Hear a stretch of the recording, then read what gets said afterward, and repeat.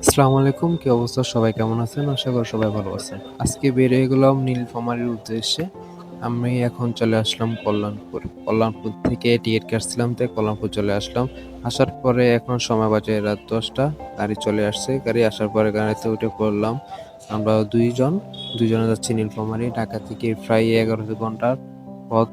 তাই আল্লাহর নাম করে বেরিয়ে পড়লাম। অনেকক্ষণ যাওয়ার পরে যখন রাত বাজে ৩টা তখন দিনাজপুর একটা হোটেলের সামনে এসে গাড়ি দাঁড় করায়।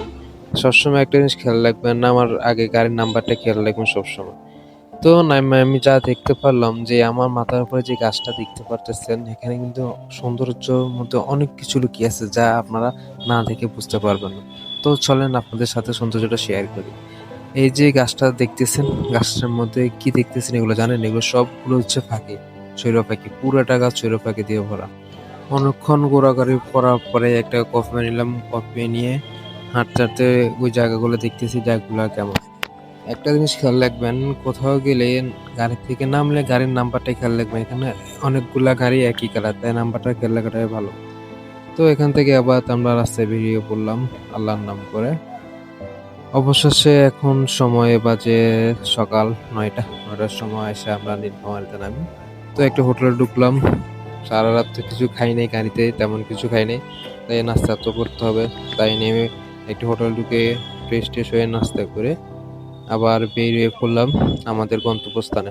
আসলে আমরা এখানে আসছি একটা মসজিদে এসির কাজ করার জন্য। আমরা কোম্পানি থেকে এখানে আসছিলাম আরকি। তো অবশেষে আমরা মসজিদের সামনে চলে আসলাম। এটা হচ্ছে সে মসজিদ যেখানে আমরা এসি গুলা লাগাইছি। এই এসি গুলো আমরা এখানে কাজ করব। চলেন আপনাদেরকে দেখাই। এই হচ্ছে মসজিদটা। এই যে এসি গুলা দেখতে পারতেছেন, এসি গুলা আমরা লাগাইছি। এসি গুলো কিছু কাজ বাকি আছে যার কারণে আমরা চলে আসলাম। এগুলো হচ্ছে ফ্লোর টাইপ এসি এই মসজিদের জন্য। মসজিদের ডিজাইনটা কিন্তু অনেক সুন্দর। দেখে ভালো লাগলো। মসজিদের কাজ করেও শান্তি। আল্লাহর ঘরের জন্য কাজ করতেছি। মনটা জুড়িয়ে গেল। এই যে হচ্ছে আমাদের কাজ। সবাই ভালো থাকবেন, সুস্থ থাকবেন। আল্লাহ হাফেজ।